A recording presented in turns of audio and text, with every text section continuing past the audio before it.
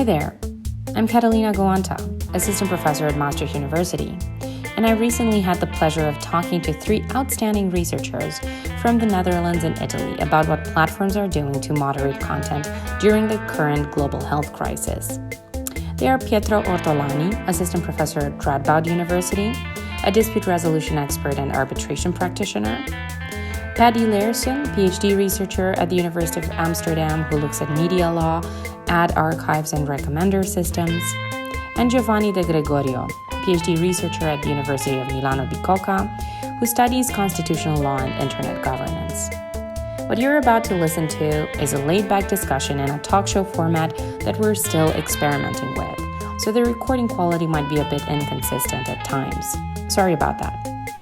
If you find the topic interesting, you might also want to have a look at the links in the description box for further reading. Enjoy!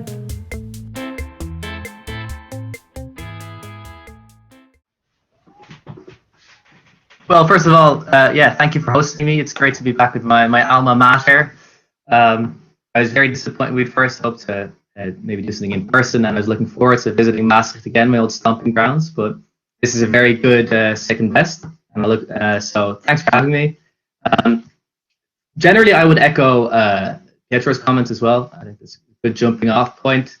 And another point, starting point I've taken is a rather good article I found by Evelyn Dueck in The Atlantic, which kind of describes how the platforms have been responding. And her basic message is, and I largely agree with that,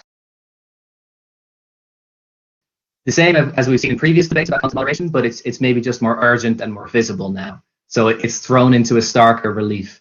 And I think that's generally true in the sense that we don't necessarily see new mechanisms of regulation or anything like that. But it's a new case study, and it's maybe a more urgent one than we've seen before. So that would be the starting point for me. And with that being said, I do think there are some kind of novelties or unique circumstances we can look at. And so what are the issues, you asked, which coronavirus poses to content moderation? First of all, I think it's interesting to distinguish between two kinds of harms that we can potentially see coming out of this in terms of harmful content that the platforms need to be concerned with. First of all, you have this disinformation, right? And in that sense, that's familiar also from debates about anti-vaccine content and the measures that have been taken there. So that is a broad category, of which notably we're also seeing a debate, which is good to flag, about national legislation. There have been some countries that are moving towards actually banning coronavirus disinformation, right? So there's that discussion about content that deceives people about the nature about health information, and that is harmful for that reason. The other one, which I think is a meaningful distinction, is about coordinating real-world activity which might violate social distancing norms, because this is another debate we're seeing. So Facebook has claimed that if they find content which contravenes local social distancing orders, they will remove it. So this applies to events pages, for example, and specifically they've taken down anti-corona protests, which were going to take place in a number of US states, right? But plausibly this could also, so there's an overlap maybe with the kind of corona disinformation stuff, but plausibly this could apply to any sorts of events. This could be about club nights or, local markets or whoever wants to organize through Facebook on other issues. And that's also where we're seeing them respond and debate emerging. So that's just one distinction I'd like to make up front. And then there are, I think, two other kind of categories of issues which we can choose to talk about or not talk about. And the first, Pietro already mentioned, which is the growing reliance on online platforms due to kind of the social distancing, and specifically Zoom and related telecommunications. I would say, like, personally, I don't think my Facebook use or my my YouTube use has necessarily risen that much during the lockdown, but certainly my use of Zoom and my reliance on Zoom and these other kind of telecommunication services has. And this is a fascinating one, legally speaking, as well, I think, because, as you may know, Zoom is now struggling with these issues of content moderation too. We also said in the preparation how meta that for this meeting, we're trying to do some form of content moderation by assigning moderators and setting rules for procedures. And, if you guys don't play nicely, you're all going to get banned by our loving dictator, Catalina. So, everyone's trying to struggle with the content moderation issues that Zoom poses. And as you may know, for example, Zoom is also looking at stuff like, online orgies. Zoom orgies are apparently a thing which they prohibit, and they're now trying to remove. And I've seen some competing accounts from journalists about, are they really prohibited? Are they actually searching Zoom pages and conversations to find nudity, or is this more of just a contractual stipulation? And for me, I was just already shocked to realize that Zoom had a content policy, because thinking of this as more of a telecommunication service, telephone companies or internet carriers, they're common carriers whom we do not expect to have any responsibility for the content that is carried. So we're now renegotiating the status of Zoom. Are we going to treat this more as a common carrier like we're used to from telephony or internet service? Or is this more something like Facebook? And that ties into very relevant distinctions, for example, the e-privacy directive about what is a telecommunication service, what is an over-the-top service. So that is a whole other area of relevance, telecommunications versus content regulation in the realm of Zoom and virtual conferencing. And the final one, which will be very brief in, is of course the question of contact tracing and personal data and surveillance. Obviously, there's this whole thing about Corona apps and stuff, and I'm not an expert on that, and I would not consider that necessarily content moderation. So don't worry, I'm not going to force you all to talk about that too much. But it is, for example, worth noting that Facebook is also offering to share data with research and contact tracing. So platforms are also involved in that aspect of the debate too. So just wrapping up. So there's the generic fake news issue about health disinformation. There's the real world coordination of events through platforms as new kind of content issues. There's a question about Zoom and its status as a telecommunication service or not. And then there's the broader issue of contact tracing and data. And those are the things that jump out for me as key issues. Interesting. So we're definitely going to be touching on most of these matters, especially because with misinformation, I can give you a very it would have been funny if it weren't sad. Example, in Romania last weekend we had Easter, so Orthodox Easter, and it so happened that there was this massive public panic because someone posted a video on Facebook and said that the bread that the Orthodox Church was actually the police escorted Orthodox Church priests who were bringing bread and wine to people's houses was poisoned. So there was this mass campaign of, okay, for some reason the church wants to poison us. And to kind of way to Giovanni's part, that was eventually linked to some form of political campaigning by a party that was not very much loving the president's party. So how about the constitutional issues that you see in this entire crisis that is unfolding and bringing us online?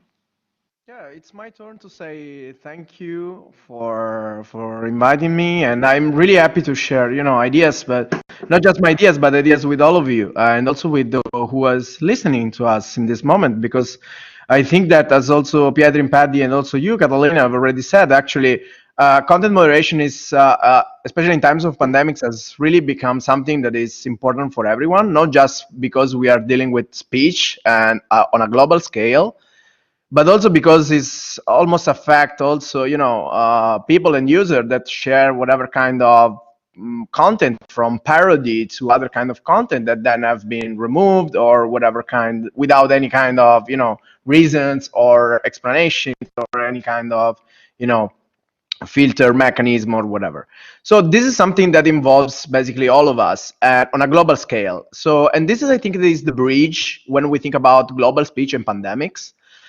Because the fact is that before even moving from a constitutional perspective, what is important to stress, in my opinion, is that when we deal with content moderation and with COVID, with pandemics, we are dealing with two global phenomena. And this is quite important to stress, because it's like to deal with a problem that is managed by, and sorry for this expression, managed by governments and platforms, sometimes locally, because they should keep, of course, for governments apply local law on a global scale, and we have a lot of case law, but you know very well from European Court of Justice, but this is not the time to talk about that. But it's also a way for platforms to use global policy to apply locally. So the idea is that to address two global issues, we have an opposite approach from governments and platforms. So governments move from local to global, and platform moves from global to local. And this is quite important to understand, because this led, of course, to different interests and different ways to address content moderation on a global scale. And of course, then there are each of us, like users. So the important thing is that, I don't know what, of course, I can mention Jack Balkin, but the idea is that the triangle of speech. So you should think about that we have platform, government, and also on the other side, there is also users. And users are an important piece of the puzzle. And from a constitutional perspective, and this is just, I can say, one of the main points at this time, we should ask ourselves when we think about content moderation whether we should have more safeguards when speech flows online on a global scale, which kind of safeguards we are in some way we should expect from platforms, but also from governments by regulation. So there is plenty of challenges, but what is important is my very last point, is that, of course, content moderation concerns speech. It does not really concern just speech, because removing content concerns also other interests and other constitutional values like consumer law, protection of minors, defamation, of course, disinformation, even if it is quite complicated to identify the harm that disinformation produces, but we can talk probably for hours on that. But what is important to understand that this kind of opposite approach from global problems from local perspectives. So, and this is very important. It's one of the topics of content moderation, and I think that this kind of pandemics and our situation has really shown the importance to think about the relationship between law as the legal systems as we think that comes from governments, and that kind of policies or para-constitutional framework that platforms builds when they decide to moderate content on a global scale. Super interesting. So just to continue talking about something that I'm hearing, especially from Giovanni and also from Patty. So you were giving these examples. So Giovanni was giving the example of the Balkan kind of triangle that Kate Klonick has also been using in her work. That you have, on the one hand, you have states, you have platforms, and you have users, right? But on the other hand, with this triangle, it makes a lot of sense to talk about things that have a public interest, right? So that was the example that Patty was giving earlier, with health information being part of kind of dis or misinformation campaigns, or even the moderation of events that might go against national law or municipal law that is going to impose certain limitations on the gathering of people. But what about adding another actor to the mix? Maybe I don't know, small companies, or even freelancers who are going to create content and monetize that content. So there are all of these actors that are benefiting from platforms because of the fact that they can monetize their activities online.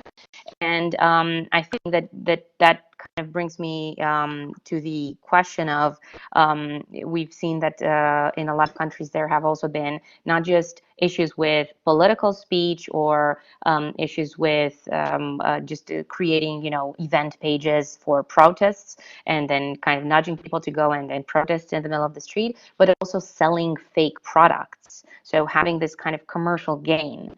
Even influencers were involved in these kind of situations, and promoting products that simply would be snake oil, and that would be, the sale of which would be an unfair commercial practice because you're presenting it as something that's not. Which brings me to the question of what kind of information are platforms moderating? Because we seem to have two kind of competing concepts: a level of harm type of classification, but then also a level of liability for themselves. So what are your thoughts on that? Pietro, what do you think about that? Actually, if I think of the eBay case at the Court of Justice, the unfair commercial practices is a fairly traditional example of how, by engaging in content moderation, platforms can actually lose their role as a pure intermediary and actually become liable. That's what the Court of Justice said in the eBay case. That is true for consumer law, for EU consumer law. Of course, it seems to be even more true when values are even more important are at stake, like, for example, our safety, our security, and so on. So that is a discourse that has been going on for quite a while. What I've seen in the last year that is more interesting, I think, and quite challenging, is the fact that some important players have actually started to internalize this discourse, to own it. If you think, for example, of Mark Zuckerberg's approach and his proposal to institute this oversight board, this sort of Supreme Court, not only of Facebook, but of also potentially other platforms that might want to join the project. Well, the idea is to admit that they wield public powers and that in doing so, they might incur into liability, of course, in different forms, and that because of that, they cannot be left alone. That is interesting because it's a process of constitutionalization, as we mentioned before. And I think it's also something that is has two faces. It's a twofold phenomenon. Because, of course, the more platforms embrace this mindset, the more they can delegate powers to accountable external controllers, for example, adjudicators, courts. But traditionally doing so, it's actually a way for an organization, or historically for states, or now for international organizations, to actually extend their powers. Well, this morning when we prepared for this talk, I was rereading The Judicial Construction of Europe by Alex Stone Sweet. It's, of course, now a bit of an outdated book, but it's still very interesting to see how historically the EU has established itself in the way we know it today, exactly through litigation. So by acknowledging the delicate balancing that is behind the application of EU law, and now exactly in the same way, the delicate balancing exercise that stays behind these content policies, these guidelines of platforms that are very hard to apply in practice, to be honest. Maybe just to build on that very briefly, probably you're also familiar with Frank Pasquale's take on platforms as functional sovereigns. Do you see platforms actually becoming these functional sovereigns because of the fact that they are undertaking dispute resolution duties? So through moderation, because you can look at content moderation from the perspective of, okay, you have a platform and it's trying to sweep out maybe the nasty parts, the nasty bits of the human spirit as it's expressing online. But at the same time, you can also see content moderation as dispute resolution. For instance, if Patty or Giovanni will say something and I disagree with it, right? Then that becomes a conflict.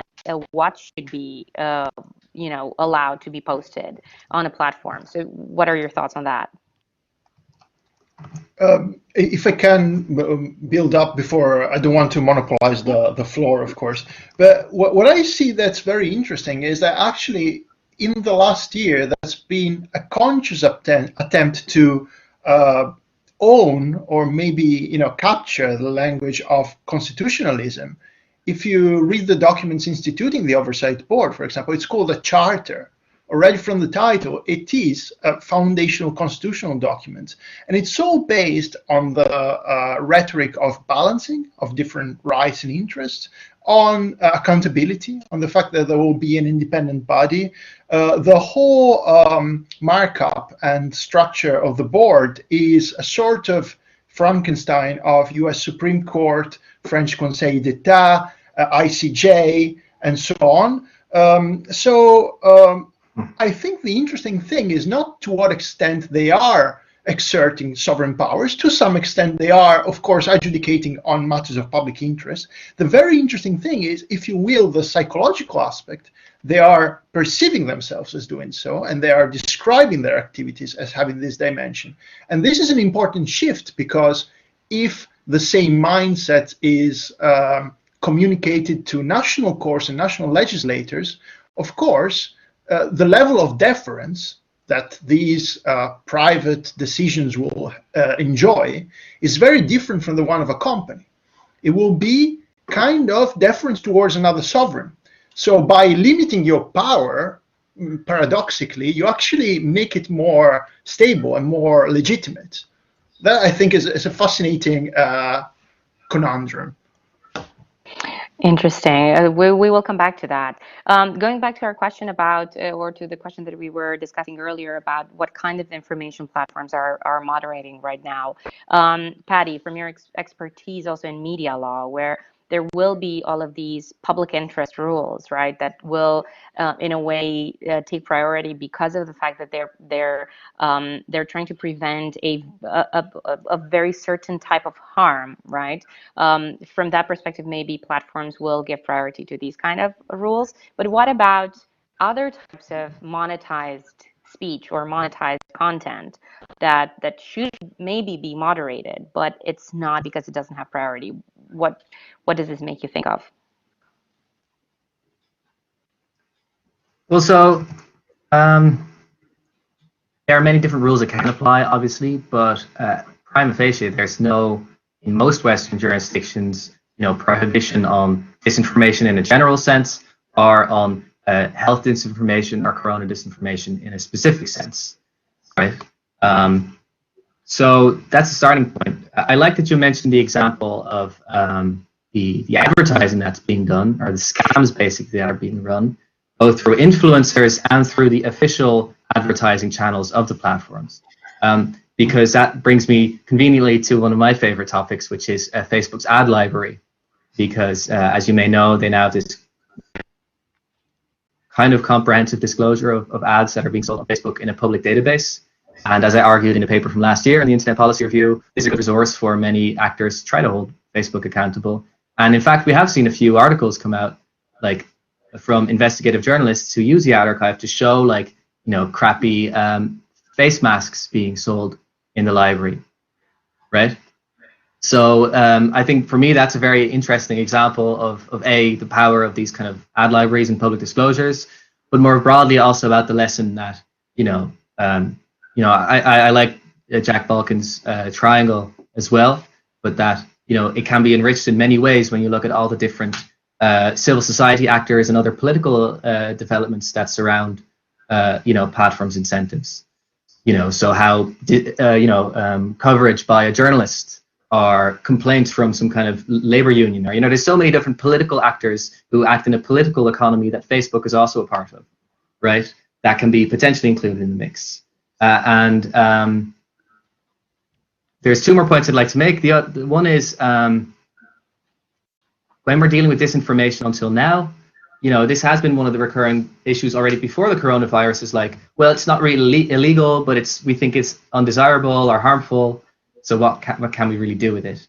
And there are two interesting developments there. First is that states are apprehensive to really pass laws in this area. I think for good reason. Passing laws about truth or fake news is obviously fraught with constitutional issues.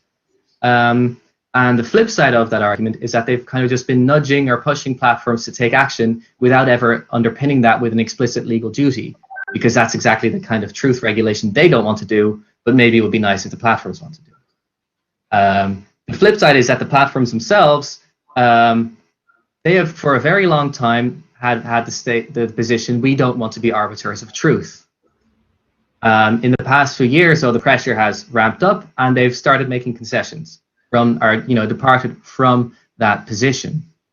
So that's specifically in the context of election fraud. And kinds of areas, election-related disinformation, and now with health disinformation already. So with the vaccinations was already a forefront of fake news regulation before this happened. But now with Corona, of course, in a more extreme fashion, as documented also in that article in The Atlantic. But how they do it is interesting, because in other areas where you're talking about illegal or clearly harmful content, they've just had typically one unnuanced remedy, which is removing the content, right? Or banning the user who creates the content. But what's interesting to see with the disinformation regulation is that they've continued to claim, we're not arbiters of truth, we're not censoring you, we're just going to make it less visible in these other ways. So, right? So instead of removing the false headline about vaccinations or the false headline about coronavirus, instead you get a transparency measure, like a notice saying Facebook has indications that this is unreliable. So you have a transparency measure, or what you might do is you reduce the reach in the algorithmic ranking of a newsfeed or a recommender system. You may demonetize the platform if you're talking about commercial production of content. So they're developing and expanding all these non-removal forms of what I would still consider censorship to deal with these issues. And I think that's almost more of a rhetorical ploy. It allows them to say, we're not removing it. And it allows them to say, we're not the arbiters of truth. Although in practice, it will still require the very same determinations about what is true or not. It's just that you're attaching a different sanction to it. So that is a huge tension we're seeing right now. And so Facebook now, I think the distinction they have is if the content is threatening to public health, we remove it. If it's otherwise unreliable, we downrank it, we have transparency, we have these other methods. But where that distinction lies in practice is obviously a very fraught issue. Final point, which maybe also Giovanni could say more about, is also more broadly, it's a very interesting case study about these interactions between governments and platforms. And it's what Daphne Keller calls it hybrid power over speech. Because as lawyers, we always want to look at, was it a state interference? Because constitutionally, if it's the state that's censoring you, you have lots of constitutional rights to avail of. Whereas if a platform removes it, it's a private decision, and you can't have any kind of vertical claims. So that's why we have this question: was it a state interference? But in practice, that's a very hard distinction to make, because governments in Europe and platforms have made all these informal channels where governments can not demand but suggest or refer or kind of just discuss with platforms what they want to have removed. And so constitutionally, that's very hard to kind of assess, but it is a very big challenge practically in terms of freedom of speech. And so critically thinking about what are the legitimate and correct avenues for governments to pressure platforms is, I think, a very fascinating one that we see recur with Corona as well. So just because you mentioned your research on ad libraries, I read that paper, really cool. I really want to get your opinion on this. So we're working, with Giovanni, we're working on a paper on the Influencer Republic, and started from the premise of the fact that it's not really a good thing that Twitter and Facebook have been removing political ads from their ad archive or their ad library. What do you think about that? Was that a good move or not? And maybe you can maybe in 2 sentences explain the broader kind of ban, or let's say change of policy of these platforms, also for our audience to be familiar with it. So yeah, the I call them ad archives, these public databases of advertisements from the platforms. It suddenly became a thing in the last 2 years or so, and Facebook kind of started it. And Google and Twitter have been trying it as well. And this is underpinned also by lots of legislation or pushes from governments to also do this. So there's proposals in the US, the Honest Ads Act, and in Europe we have the Code of Practice on Disinformation, which also has similar requirements. So governments are pushing for this as well. We might see legislation soon. And the basic idea is that, normally micro-targeted ads are only visible to one user who's been targeted, but now you have a public database where they're all can be searched. And it originates from the debates about political advertising and the concerns about election interference and misleading through micro-targeting, Cambridge Analytica, etc. And that's why initially a lot of these programs focused exclusively on political ads. Um, the immediate problem then you get is a content moderation problem, effectively, because those platforms get thousands and thousands of ad submissions per day, and then the question is which ones are political, right? And as you can imagine, just like it's hard to identify what is hate speech or what is a copyright infringement, identifying what is a political ad is very, very difficult. It's an extremely ambiguous category, how they've historically treated it is by focusing on campaign ads, which are ones that explicitly reference a candidate. That's relatively unambiguous. Is this about the election? But obviously, there's much broader categories of political ads. When we look, for example, at the Russian interference in the U.S. elections, they never mentioned candidates. It was just like, stoking racial hatred, are actually, in some cases, encouraging black people not to engage in politics or something. So it was political, obviously, but it wasn't explicitly about the campaign. So there are much broader definitions. We argued in our paper that we just need to have a database with all the ads, because political is not a stable category. And in some sense, every ad is political and deserving of accountability. And for me, coronavirus is a perfect example of that, because under the current classifications, it's a commercial ad, not a political one, because you're selling a product, you're selling a mask, for example, right? But obviously, again, to be that drum, it's political economy, right? Every aspect of the economy is political in some sense. And this is a great example. Selling masks, okay, but in coronavirus, that can be an issue that people can care about. So we're seeing a move towards expanding it. And hopefully this is a big pivotal issue in the current DSA, the Digital Services Act reforms that are ongoing in Brussels, where there might be specific rules about transparency and specific rules for advertising targeting as well. There's a great report that just came out from Panopticon about this issue, and together we're trying to argue we need to have a public database with all the ads. The platforms aren't there yet. It's still just political ads that they're registering, except Facebook.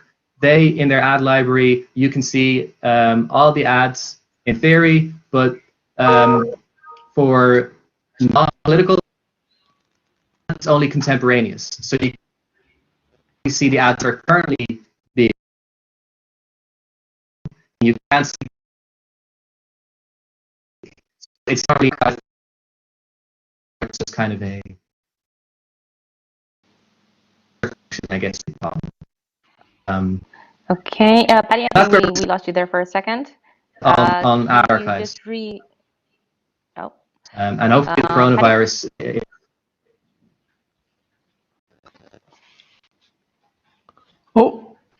And I think we lost Patty. We will come back to Patty. So maybe Giovanni, you can build on the political speech part of it. And so maybe two things, political speech and content moderation, your thoughts on this, but then also political speech during the pandemic. So there are a lot of countries in the world, for instance, Singapore actually is going to have upcoming elections.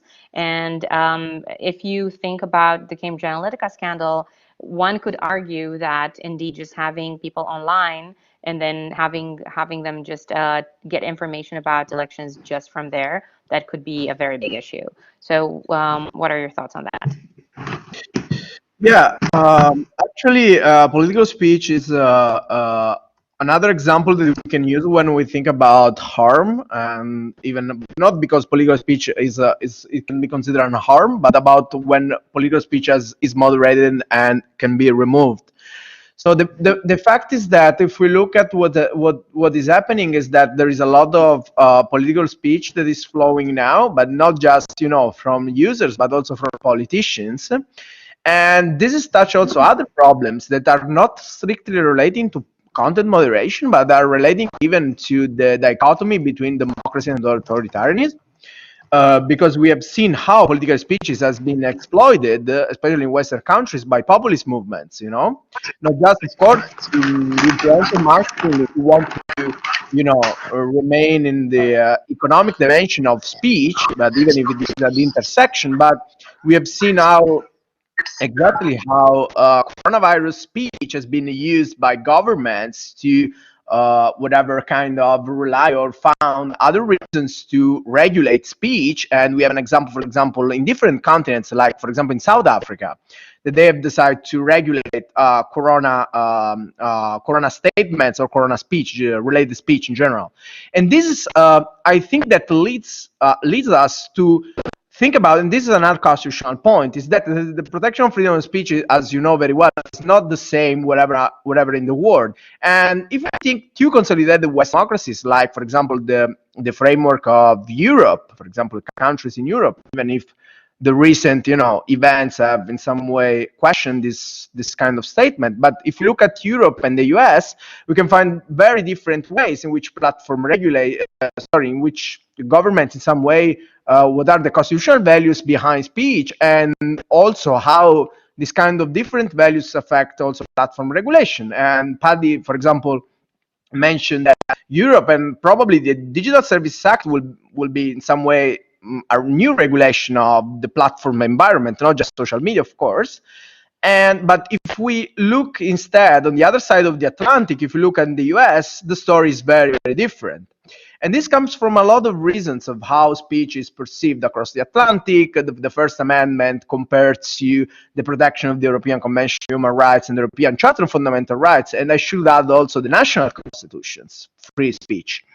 So it's a complicated topic, but the problem is that no matter what, political speech is a critical kind of speech for democracies, because you cannot say to your friends that you live in a democratic countries whether you cannot say or express your ideas that are political. The problem is that, as Paddy underlined before, is that what is political and what is not political. And if we look at the case law across the Atlantic between the US Supreme Court and the European Convention and the European Court of Human Rights, we can say that there are different ways and a kind of also extension of the protection of political speech, not just when, for example, this kind of speech comes from politicians, but also when users or business use public interest statements or address topics of public interest. And this kind of speech is attracted in some ways, captured by the protection of political speech. So this is crucial when we focus on content moderation, because platforms, and this is just to link myself to Pietro, is said, of course, content moderation is about adjudication, but it's not just about adjudication, guys, because content moderation is more than that. It's also establish new rules to define when content is harmful or not. I cannot say when content is legal or not legal, because it's a narrative coming from a public actor, but they can decide. They can exercise a quasi-legislative function. And the same is for enforcement. So it's not just judicial, it's not just adjudication, but also setting rules of the game and also enforce them through technical architecture. So it's more than that. In some way, it reflects the three powers that a state exercise over community. That is basically the legislative power, the executive power, and the judicial power. So it's very more than that. And when this comes to political speech, the question is that should a platform be legitimized to decide when political speech should be removed or not, since it is so important for democracy? And here I come to another very critical point that Pietro underlined. This is about delegation.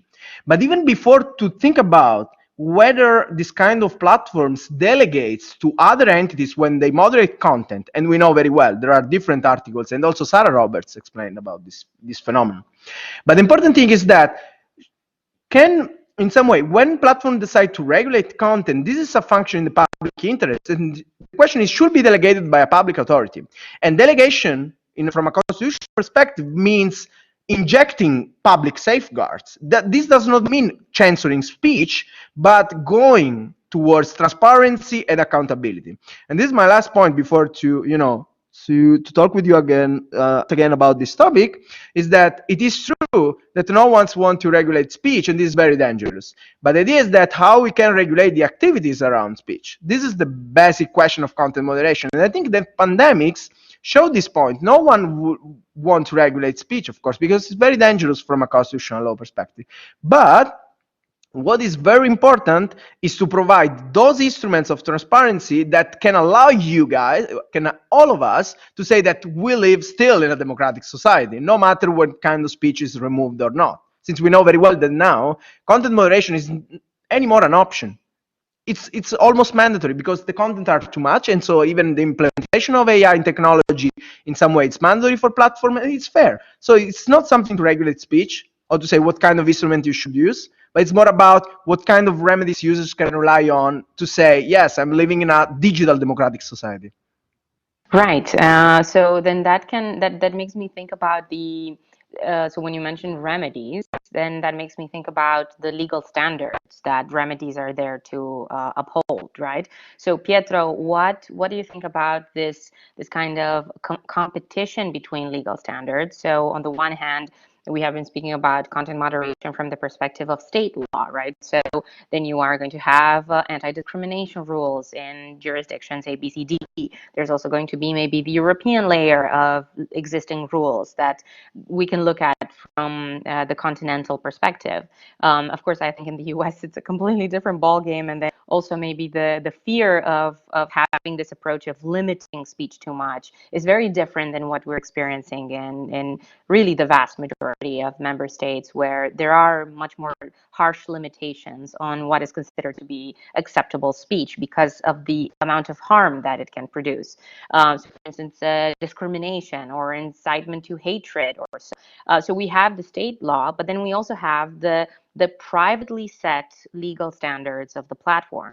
And I know there's a researcher in Oxford, Felix Pluke, who also was one of our students, who is now looking into comparing some standards with some particular, so comparing the legal standards of some platforms with the legal standards of some jurisdictions with respect to very specific, let's say, infringements.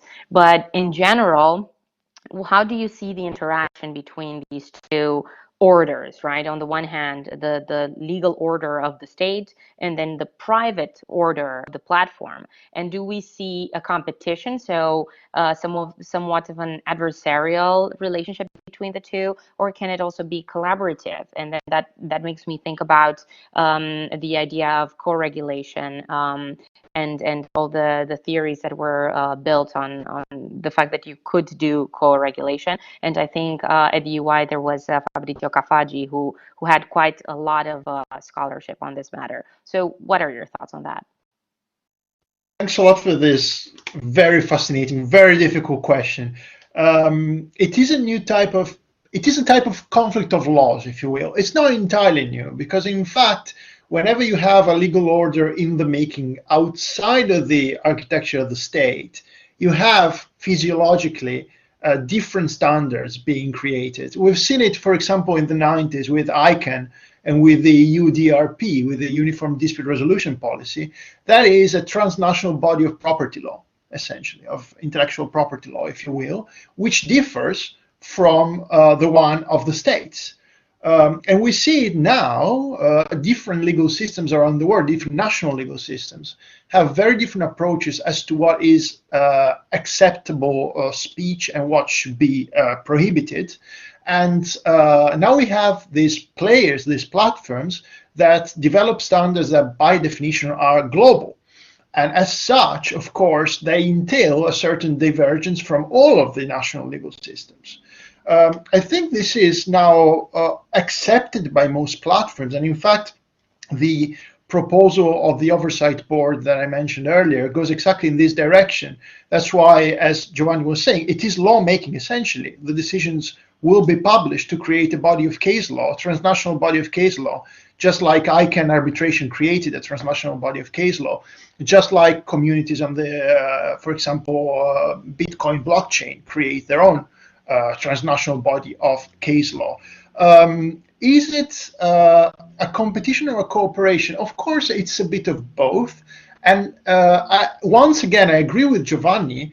It is all of the traditional sovereign powers that are involved, and in particular enforcement, because one element that we have never so far addressed explicitly, but it's always in the background, is this tension between territorial jurisdiction and sovereignty of the states and this global purview of the platforms. So that, of course, state courts can adjudicate on their national laws and how the national laws on free speech should be applied on platforms. They do.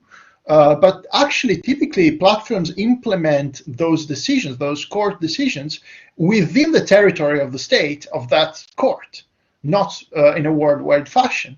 So that in practice, the enforcement power of these platforms, the enforcement powers of state courts in the online realm is much more limited than the enforcement power of a decision coming from the platform itself, which is global. So that I think in this sense, there is more competition than cooperation.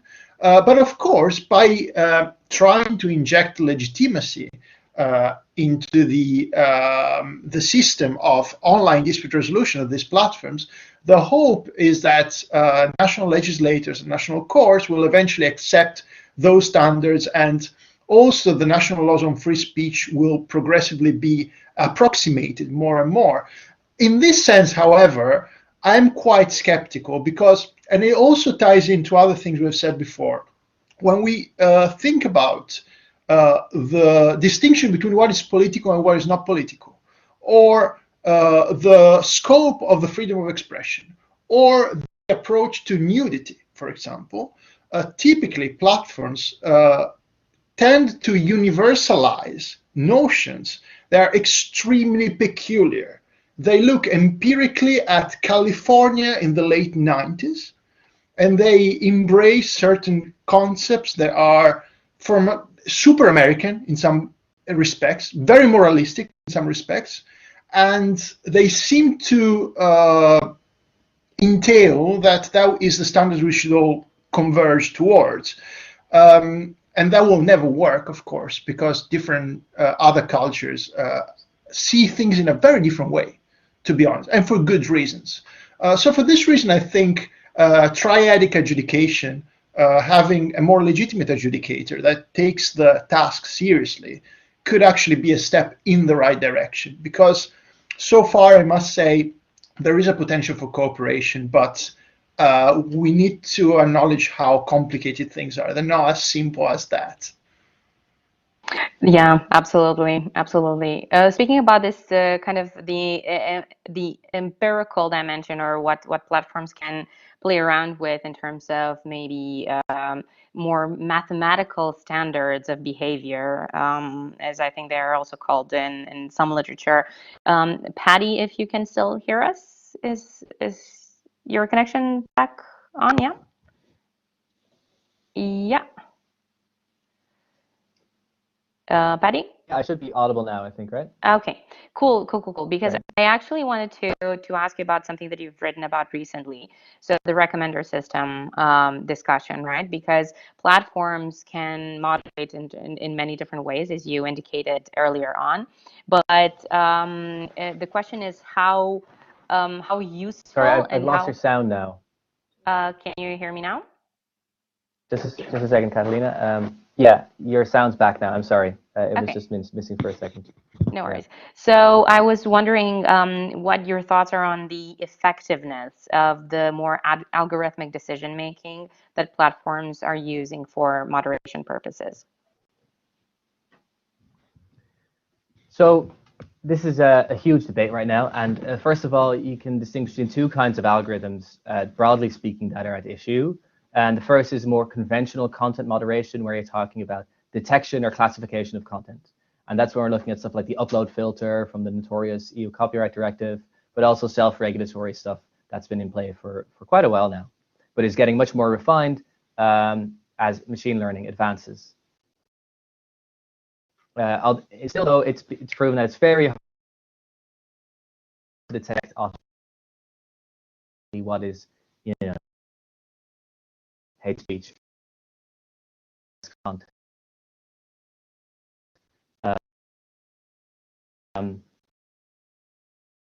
Simply because computers are very bad at understanding human meaning and context, which to determinations of.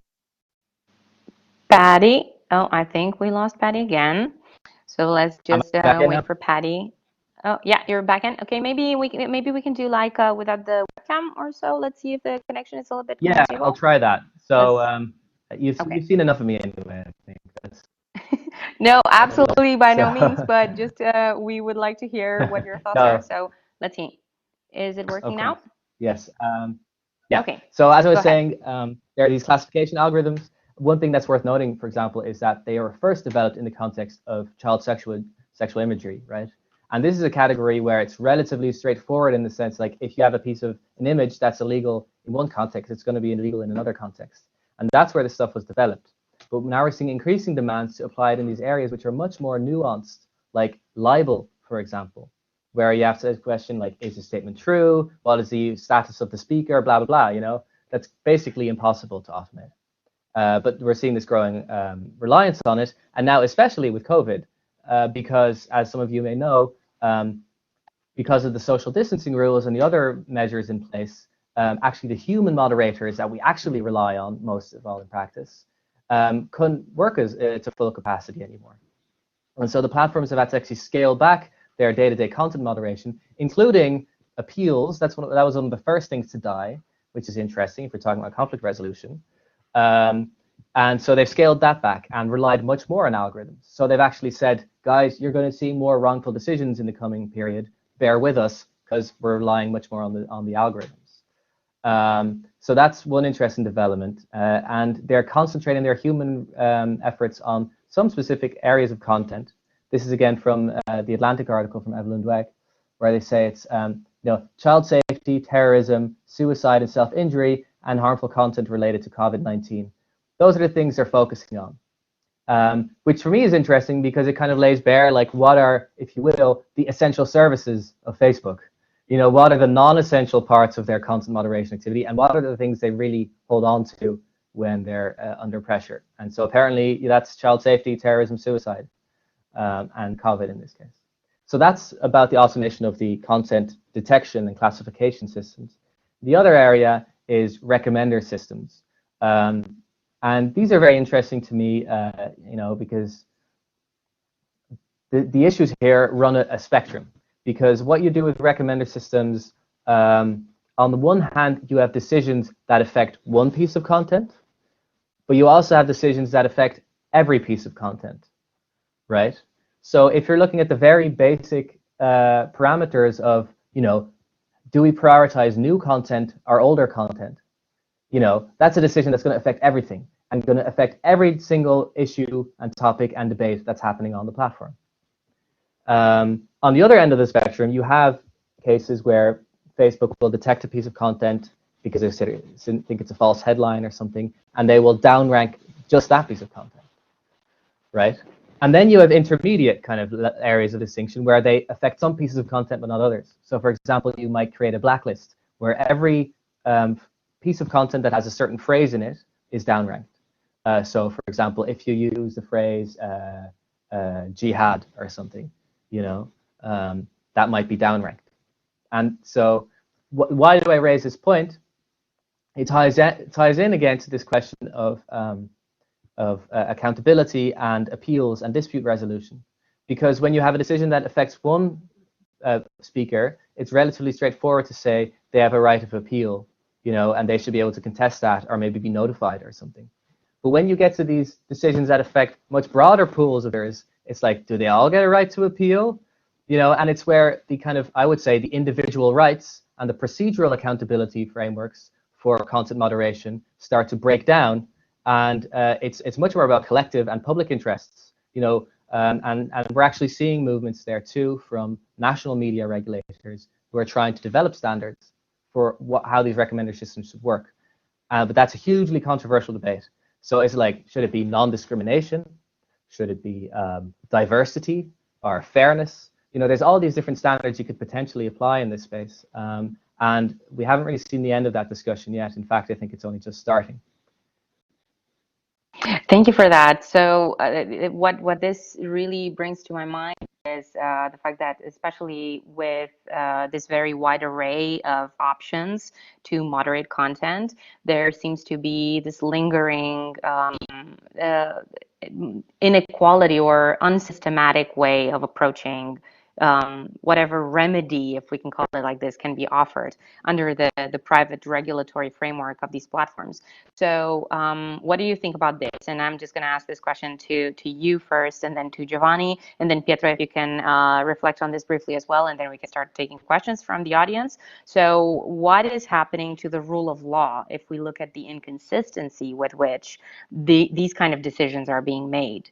And would transparency actually help that? Or do we really just need to rethink what you were mentioning earlier, some sort of a procedural framework, or we have to come up with new types of online harms that should have very, very practical offline recourse to action? Wow, that's a big question. Yeah, great for a 3-minute answer. Yeah. Well, so I think basically for the reasons that Giovanni kind of explained quite well, there are these very big tensions about, what is the role of the public lawmaker and well, the basically democratic nation states in this whole new frontier of content moderation. But I bringing the media law perspective, I see this still essentially in most cases as a media law challenge. Maybe that's not true when we're talking about Uber or Amazon, but I guess I'm not talking about those right now. In media law, the law has historically already played a very minimal role, right? So things like editorial obligations have been sacrosanct, and we've been very loath to impose legal rules on those things. Instead, we've had other mechanisms to ensure public interests in editorial responsibility. And so we've had professional groups like journalism, and we've had things like market concentration rules. All these indirect and I would say institutional mechanisms to create trustworthy institutions that are somewhat insulated from the power of the state, insulated from strict market forces and private wealth, in order to create a trustworthy kind of public interest editorial obligation. And that's on the one hand professional journalism, also in Western Europe, public broadcasters. I don't want to be too rosy-eyed about what that meant. There's a lot of good critiques to be made about how reliable journalism really was in maintaining public interest and stuff. But that was basically a good intuition, I think. And so the question I think we need to ask for platforms then is, what kind of institutions are they, and how can we modify these institutions to align their incentives with what we consider public interest stewardship? That sounds abstract, but I think that's where we get to questions like the ones about the oversight board. I personally have a lot of distrust in what's happening with the oversight board, but it's a step in the right direction of how do you create these institutions and what are their responsibilities. So to give one more example, historically in journalism, we've had the distinction between the editorial operation and the marketing and commercial operation. And there are very strict rules about when those interacted because you wanted to maintain editorial independence from the advertisers. And that's a question we need to ask from Facebook as well, because right now, the team that's in charge of building the recommender system, which I would see as an essentially editorial task, is the same team that's trying to maximize advertising revenue, right? And so like opening up the hood of the institution and seeing how does it work, who's responsible for what incentives do they have, where do civil society actors get a buy-in, or academics, etc. That I think is the really interesting discussion, because otherwise you're fundamentally working with an organization you don't trust. And the law, I think, is a difficult tool to fix that. Wonderful. Giovanni. Okay, I can also say that this is a big question, and because the rule of law also, of course, it's also a principle that usually is shared when we think about global constitutionalism, but it has different nuances depending on which system you look at. But in general, when we want to frame the principle of rule of law in content moderation, we should think about how platforms are able in some way to reflect the kind of public way and public thinking to think about laws, fundamental rights, speech, and whatever. But really, if you think about that, platforms are not regulated exactly. So how it is that basically they cannot be required to generally monitoring content, or they are liable only when they only when they, for example, they do not remove content, like, for example, the system of the e-commerce directive. If you look just at those rules concerning content moderation, they are very basic and minimal rules. You say, oh, probably there is not really a problem for the rule of law because everything is good. So platform comply with this system. Of course, there is a discretion, but the problem is that the problem is more complicated because the way in which platforms moderate content, and we are dealing with not just the content that we are moderating here when discussing between each other, but we are dealing with billions of content. It starts to become a legal framework where speech online is the speech coming from the platform determinations and not basically the government's determinations of speech. And so this is the problem for the rule of law. But it is not just a problem for the legal framework that we have that does not in generally comply with such a principle, but the problem is that a new kind of legal framework that in some way compete with the current legal framework, the public legal framework. So this is the threat for the rule of law. The threat comes from an invasion of a new paradigm over the way in which we frame and we think about speech online. So this is the real threat for the rule of law from a transnational perspective. The problem is that, for example, that in some way comes from also the studies of scholars like Teubner, for example, that this comes from the rise of societal constitutions. So constitution that comes outside the framework of how we think about political constitutions. And so the big challenge is how to reduce the gap between what is political and political constitution, so the principles at the bottom of the protection, for example, of democratic constitutionalism, and the rise of this kind of private constitution or constitutionalization of the digital environment. So the big challenge for the rule of law is to find a bridge between these two kind of parallel environments that they really need to start to become closer to each other. And of course, this means an hybridization of the kind of protection for users, because it is true that governments, as a definition of speech, let's use, for example, the example of the First Amendment. There is a broad definition of speech, but at the same time, there is also a definition of speech that is set by the platforms. And even if we can in some way assume that this kind of protection comes from a US model, of California model, we are not sure that is the model. It's an hybrid model. It's not an European model. It's not a US model of protection of free speech. It's an hybrid model. It's a private model, but affects thousands, billions of users each day. It affects our daily life. Think about when not only content are removed. Guys, something that we have no time to discuss today is not just when content are removed, but also when accounts are blocked. Think about if you're running your business, whatever, you're promoting your business activity, or you are an influencer, let's say a political trendsetter in some way, and your account is basically, and there is plenty of case law in this case, even in the US framework, but still the public-private gap is still there. And so the big challenge for the rule of law and for constitution, for constitution as we know, for the legal framework as we know, is to find to just avoid and remedy this kind of gap between public law and something that, of course, is not private law, but it's something like this private ordering. There's something different.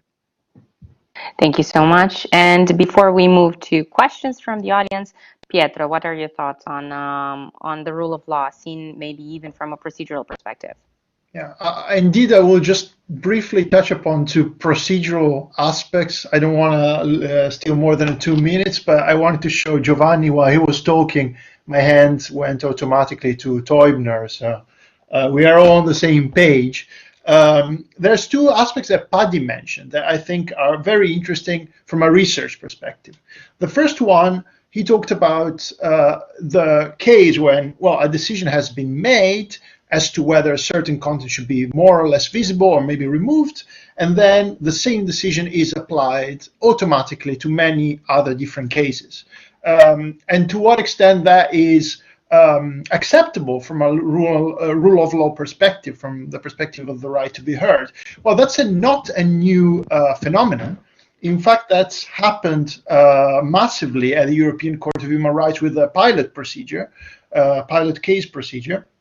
And it shows how it would be very productive to apply that type of comparative procedural research technique to platforms as well, because the problem has happened in the past. And the second issue that also has to do with the rule of law, of course, is what about society at large? Sometimes a decision to allow a certain content or not is interesting not only for the party that posted it and the party that reported it, but also for a larger number of spectators, for society at large. Well, this also is a problem we've seen recently in some international courts and in investor-state arbitration, with the rise of amicus curiae submissions, for example, and with the admission now widespread that these procedures can have a deep impact on not only the parties, but also other stakeholders. Now, it's interesting that for the time being, platforms seem to be quite deaf to that. And if you read, for example, the procedure of the Oversight Board, it's interesting that it's an entirely written procedure. So it's a procedure that tends to, purge the case from facts, from the messy stuff of life, like a constitutional court would do.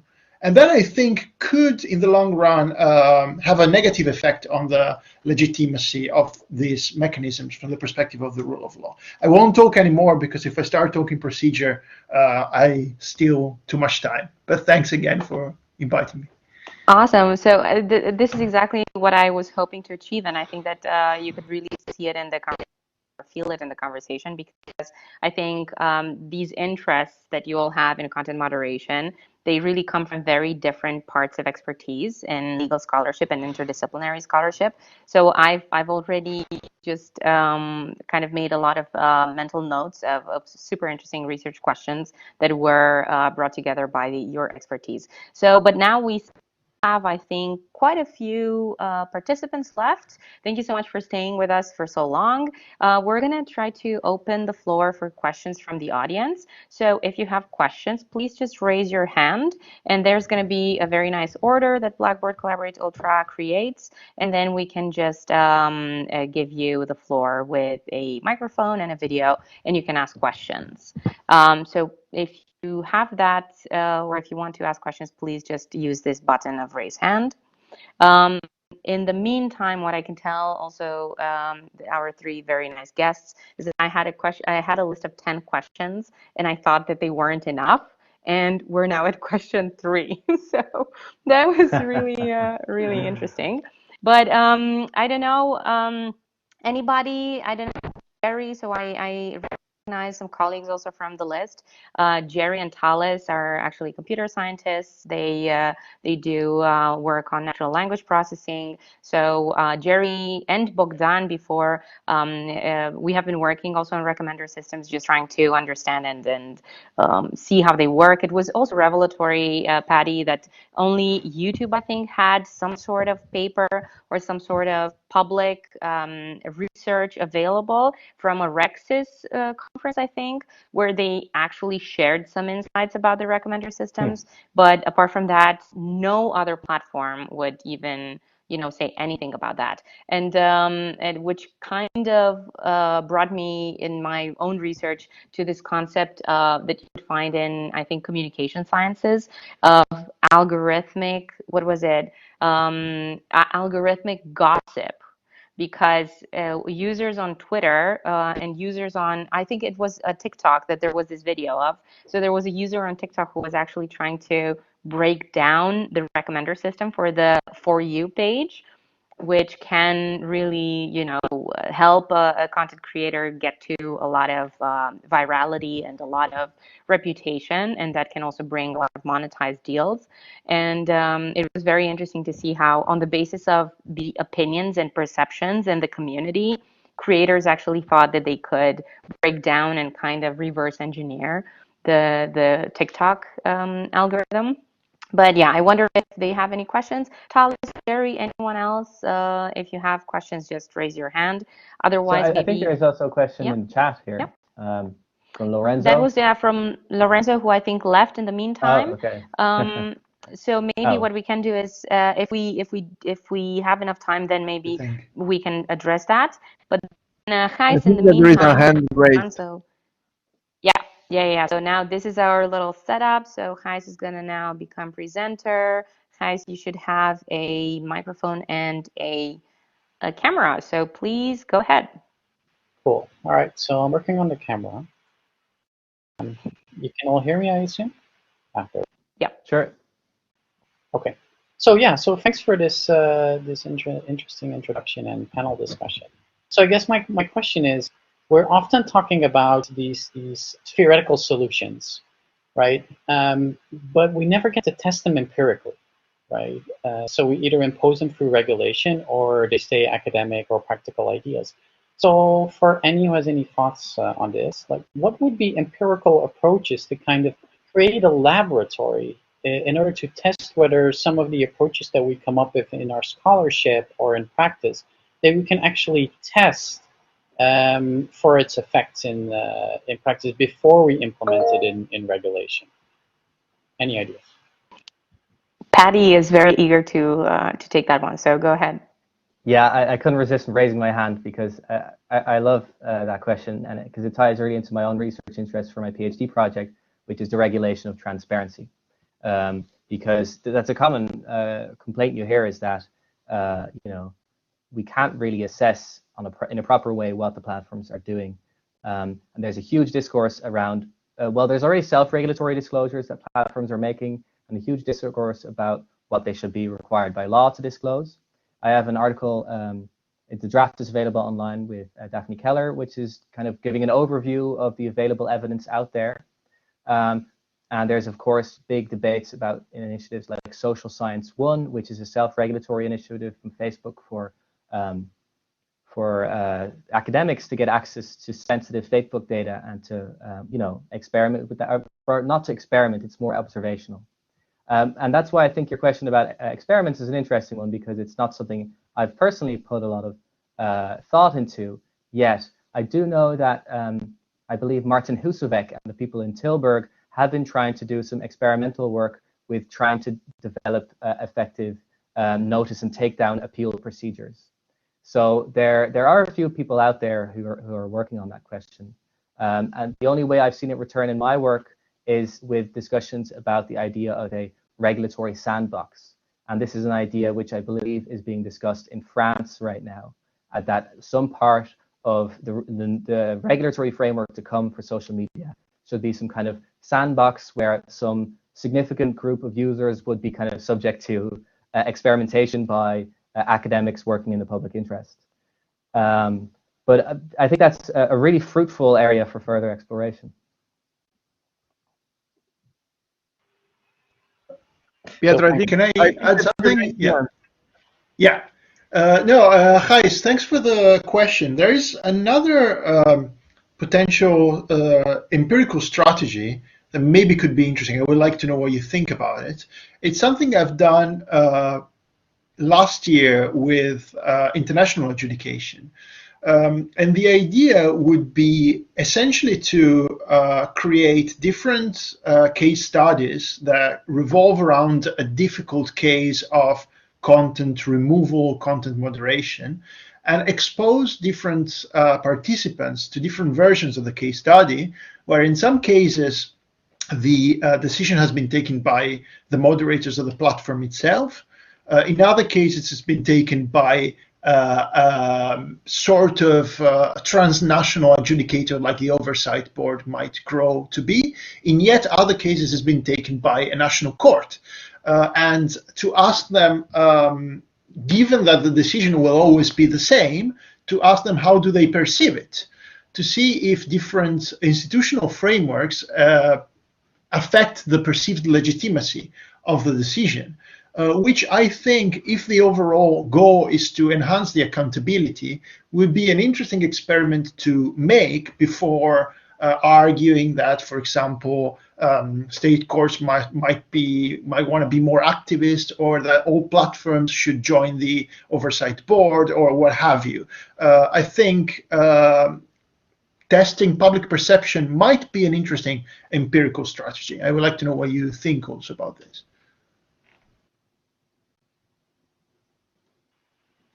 All right, shall I go first, or Giovanni, do you want to go? Or?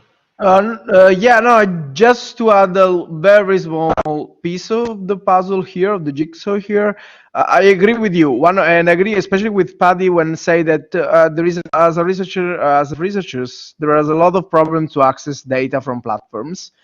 And even when they platform, usually when they propose fundings, usually they say that you cannot scratch from or whatever scrape on their data, you cannot use sometimes their data, so it's complicated. It's very complicated to have empirical researches in this field. So this is also why there is not so much scholarship on that, apart from this, but this is not so much. And this is quite important also, because what we should try to do, even from a theoretical level, is to think about since this kind of platforms, as we said before, in some way perform something that is very similar to what public actors basically do. What is interesting is to say and to test whether some kind of safeguards that we use in the public sphere, meaning when we think about public actors like courts, for example, can be applied to the framework of the platform, of course. And I think that Pietro can say a lot of things on that. So the idea is that, can we think about safeguards like fair trial in the platform environment, or the other kind of safeguards? There's plenty of safeguards, especially in procedural law. So the idea is that it is also important in empirical research to have in mind that we should not create always something new.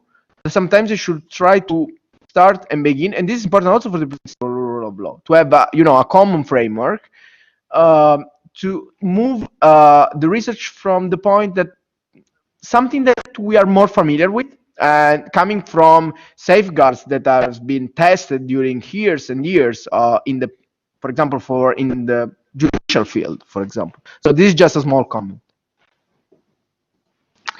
Maybe just to build on that a little bit. So sorry, I was just away for a second there.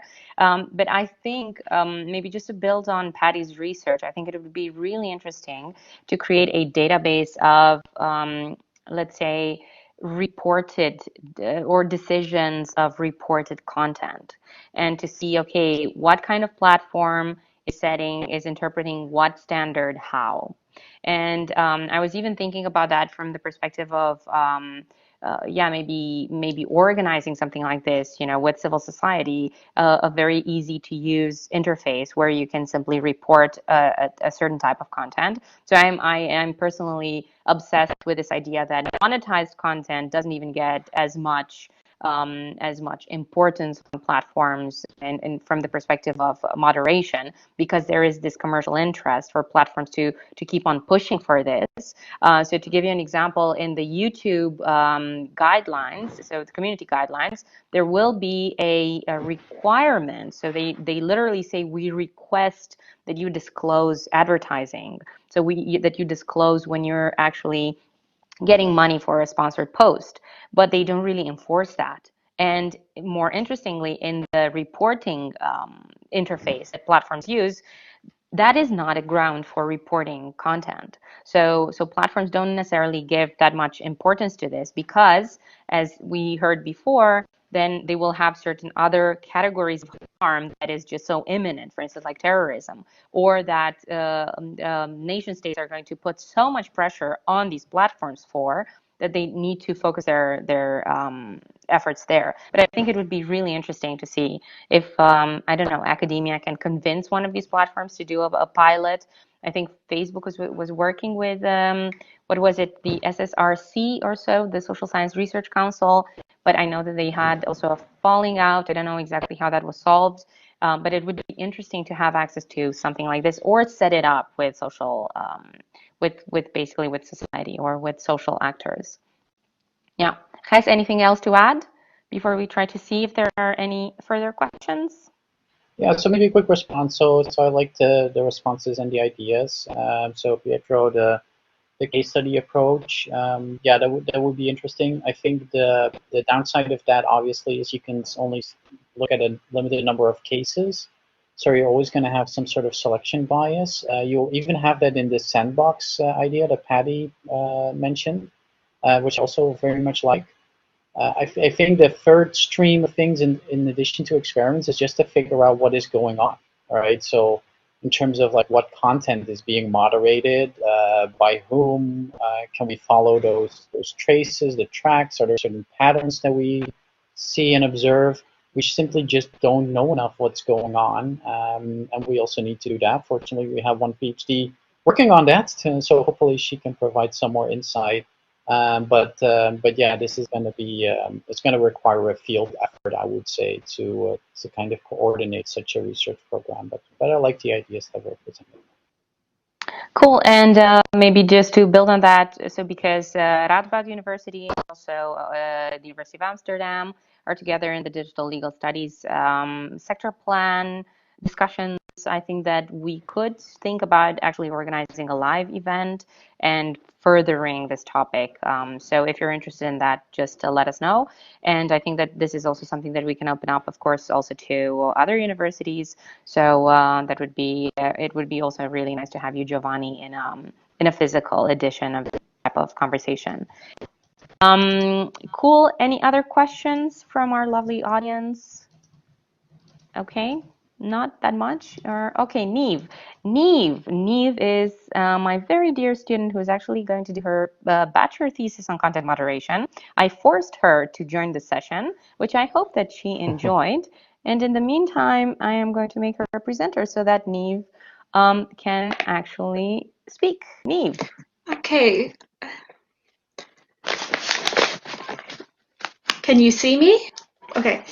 Hello, everyone. Thank you very much, and I really enjoyed the session. You spoke earlier about how Facebook and like YouTube, they have kind of like a privatization on the freedom of speech because there's nothing really controlling the private sector. And then we kept speaking about the sovereignty of the platform. So my question stems from, how should the government and the legislator protect people on the platform? Because it's not just freedom of expression, freedom of speech at risk, because I recently read cases on YouTube of a YouTuber, because of demonetization, losing approximately millions of dollars on going from a salary of $12 million to $30,000 a year. So there's this loss of income and there's people losing their careers over it. So it's a new area of labor laws as well. So how should, in your opinions, the government protect these people from this monopoly? Thank you so much for that, Neve. Who would like to take this question? Yeah, Giovanni? Yeah, the answer, thank you so much for this question. Actually, this is important, and we try to stress this point when we said that the platform environment generally, if you think about social media platforms, whatever, it's not just speech, okay? It's not just about speech. It's not about content flowing. It's more than that. It's becoming a really social layer online where people enjoy more than speech, enjoy their professional activities. So what is happening is actually that nowadays the European Union, and as we mentioned, with the Digital Service Act, is trying to find an answer to that, to this kind of new, let's say, social moment online. So because it's not just a matter of speech. So our concern when we deal with content moderation is not just about what kind of consequences we can have on speech and democracy and so forth, but also, for example, what kind of consequences an account removal can have on your everyday life. And this is really important also for self-determination if you live in a democratic society. And what is important, in my opinion, is also to think about the problem also that we have no time to address here, but one of the safeguards we should have in mind, especially now in times of COVID, is about restatement of content, because a lot of content sometimes are removed and you cannot basically have back your content if you, for example, won an appeal against Facebook. And so this is crucial because let's imagine that we have a business, okay, and our fan page basically has been removed. One thing is that if all the content has been removed and I cannot in any way re-access them or ask a restatement. Another thing, another kind of damages, if we want to think about the law, the litigation, is when Facebook decide to remove a page with all its content permanently. So are two different problems, and I think when we think about safeguards, procedural safeguards, I think that raise the possibility to have the restatement of content is critical because it does not affect speech, so it's speech proof in some way, and at the same time it means a lot for users, a lot, especially for YouTubers. Think about YouTubers. And there is some cases I can share with you from the US are very recent, where, for example, YouTubers their web pages removed, but the problem is that, you know what? The court said that since YouTube is a private actor, it can enforce its terms of services, and who cares whether you have accepted its terms, so there is no any kind of cause of action, there is no kind of damage. And so this is the big problem that we are now addressing when we think about the bridge between public and private law. Really cool. So this kind of begs the need for having even another online event on content monetization. Patty, I see you want to say something about that as well. Go ahead, and then maybe you can add to that I think also some concluding remarks. Some concluding thoughts. Okay, sure. Yeah, well, I think it's good starting with the idea of, well, it's not just speech, there's all these other interests at play, and those include like livelihood and commercial interests. And for me, it raises this interesting question. I think in your question, maybe I'm misremembering this, of labor or unions, right? And indeed, in Germany, there is an incipient YouTube unionization movement. I haven't been following it very closely, but at the EU level, another relevant standard is the Fairness in Platform to Business Transactions Regulation, which creates kind of procedural safeguards for commercial actors active on platforms. And so it raises quite a fundamental question about like, if you're a YouTuber or influencer, some kind of commercial actor on the platform, are you like, some perspectives would have you be a laborer by the platform, and others would have you as an independent entrepreneur or commercial actor, see your relationship to the platform. And both could be entries for regulation, but you see different approaches here. Overall, I think it's a really fruitful approach, because while the typical kind of doctrine or free speech debates with platforms is you do not have a right to access, and there's no there's a service. When you start to focus on the most kind of invested and commercially active actors, the influencers for short, I think the idea that they have some kind of right to reinstatement becomes more plausible. And it's also makes sense because arguably this is where the greatest threats to free speech lie too, right? If you're just looking at it practically, kicking some rando with 5 followers from Twitter isn't going to be a big blow to the discourse. But if someone like Alex Jones is booted off YouTube, that has huge consequences for an entire kind of community, right? So it's not just a vulgar kind of money is the only thing that matters approach, but I think there's also from a kind of media regulation perspective, it makes sense to focus the remedies and the rights and the kind of available resources on the cases that matter the most. So I'm all in favor of that approach, and that's one of the reasons I think also Catalina's work in this is very interesting. Cool. And what about some concluding remarks for our wonderful talk show? We've discussed so much that it's hard to summarize. My overall takeaways, I still think it's the same questions we've been facing for a while, and it's tempting to say in a crisis everything's different, but it just throws things into starker relief. Maybe makes them more urgent, maybe provide some interesting case studies. But all these trends have been a long time in the making, I would say. And need further discussion, which we hope to provide with another such episode of an online talk show. Pietro, how about your concluding remarks? I absolutely agree. I mean, if anything, what today has shown is that we have a lot of work to do, I believe. The challenges are very multifaceted, so it's unavoidable to need other people in terms of methodology. We've seen that in terms of expertise. in different fields of law and not only law, in technology, in political science, in theory, and so on. I hope today is the beginning of cooperation that is really, really needed because, yeah, the pandemic, as Paddy said, simply stresses problems that are there to stay and need a comprehensive solution. I would like to thank you so much for organizing this. It was a pleasure. Really cool. And Giovanni, your concluding remarks. No, I would say also thanks to everyone here also who has listened to us so far actually. It's just been really interesting. I can say that, as Pietro said, content moderation is not a new problem, and pandemics has just stressed this kind of problem.